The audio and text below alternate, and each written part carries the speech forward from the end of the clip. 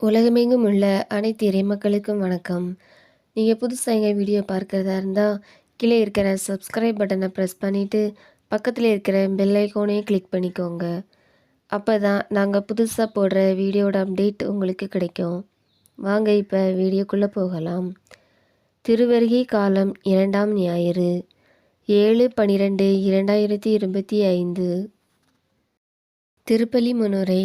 இறையேசுவில் இனியவர்களே, இன்று தாய் திரு அவையானது திருவருகை காலம் 2ஆம் ஞாயிறை சிறப்பித்து கொண்டிருக்கிறது.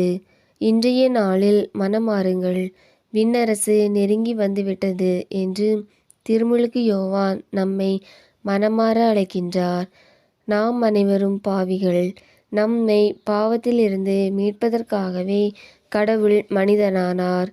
நான் பாவி அல்ல என்று கூறுபவர் அனைவரும் பொய்யர் என்று தூய பவுலடியார் கூறுகின்றார். நாம் நன்மையை தகுதியாக்கி கொள்ள ஒப்புரவு அருட்சாதனத்தில் பங்கு பெற வேண்டும்.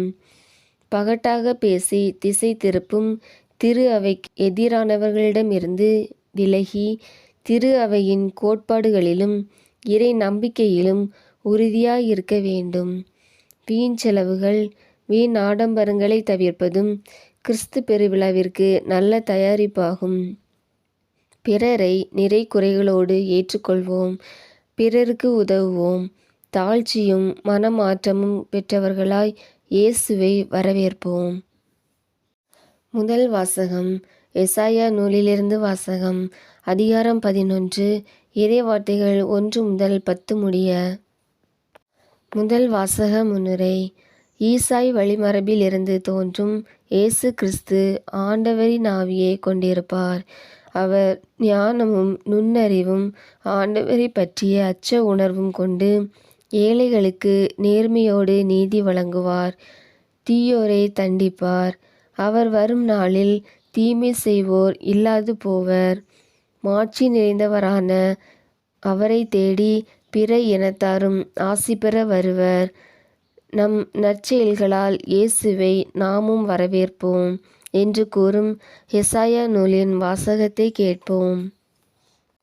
இரண்டாம் வாசகம். திருத்தூதர் பவுல் ரோமையருக்கு எழுதிய திருமுகத்திலிருந்து வாசகம். அதிகாரம் 15. இறை வார்த்தைகள் 4 முதல் 9 முடிய. இரண்டாம் வாசக முன்னுரை. இயேசு கிறிஸ்து நம் அனைவரையும் அன்பு செய்து ஏற்றுக்கொண்டார்.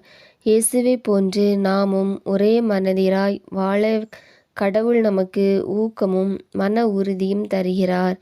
எனவே நாம் கடவுளை போற்றி புகழ வேண்டும். கடவுளின் இரக்கத்தை முன்னிட்டு பிற இனத்தாரும் கடவுளை போற்றி புகழ்கின்றார்கள். ஒருவரை ஒருவர் அன்பு செய்து கடவுளின் இரக்கத்தை பெற வேண்டும் என்று கூறும் ரோமையர் திருமுகத்தின் வாசகத்தை கேட்போம். நற்செய்தி வாசகம். மத்தேயு எழுதிய நற்செய்தியிலிருந்து வாசகம். அதிகாரம் 3. இறை வார்த்தைகள் 1 முதல் 12 முடிய. விசுவாசிகள் மன்றாட்டு. திரு அவையை வழிநடத்தும் அன்பு இறைவா, எங்கள் திருத்தந்தை, ஆயர்கள், அருட்பணியாளர்கள், அருட்சகோதரிகள், துறவிகள் அனைவர் மீதும் உமது ஆசீரை பொழிந்தருளும். அவர்கள் தங்கள் போதனையாலும் தூய வாழ்வாலும் நற்செய்தியின் நன்மக்களாய் அனைத்து மக்களையும் வழி நடத்திட வேண்டுமென்றும் இறை அழைத்தல் பெருக வேண்டுமென்றும் இறைவா உம்மை மன்றாடுகிறோம்.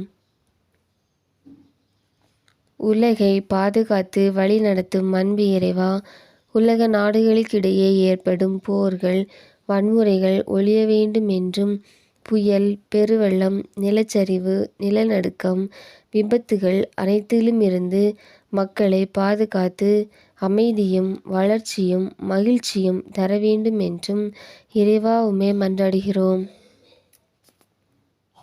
நீதியின் தேவனே, அன்பு இறைவா, எம் நாட்டை ஆளும் ஆட்சியாளர்கள் ஏழைகள் திக்கற்றவர்கள் வாழ்வுக்கு நல் வழிகாட்டியாக விளங்க வேண்டும் என்றும் மத இன மொழி வேறுபாடுகள் களைந்து நாட்டில் அமைதியை ஏற்படுத்த வேண்டும் என்றும் இறைவா உம்மை மன்றாடுகிறோம். மனமாற அழைக்கும் அன்பு இறைவா, நாங்கள் பாவ நாட்டங்களிலிருந்து விடுபட்டு கிறிஸ்துவை வாழ்வாக்கிக் கொள்ள வேண்டுமென்றும் எங்கள் கிறிஸ்தவ வாழ்வு அனைத்து மக்களுக்கும் எடுத்துக்காட்டாய் விளங்க வேண்டுமென்றும் இறைவா உம்மை மன்றாடுகிறோம்.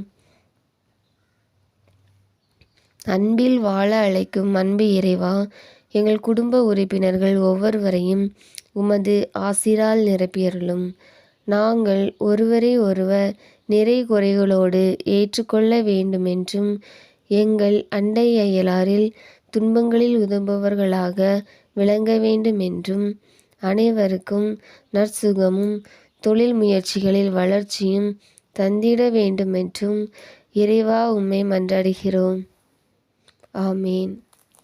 உங்களுக்கு எங்கள் வீடியோ பிடிச்சிருந்துன்னா லைக் பண்ணுங்கள், கமெண்ட்ஸ் பண்ணுங்கள், உறவினர்களுக்கும் நண்பர்களுக்கும் ஷேர் பண்ணுங்கள். நன்றி.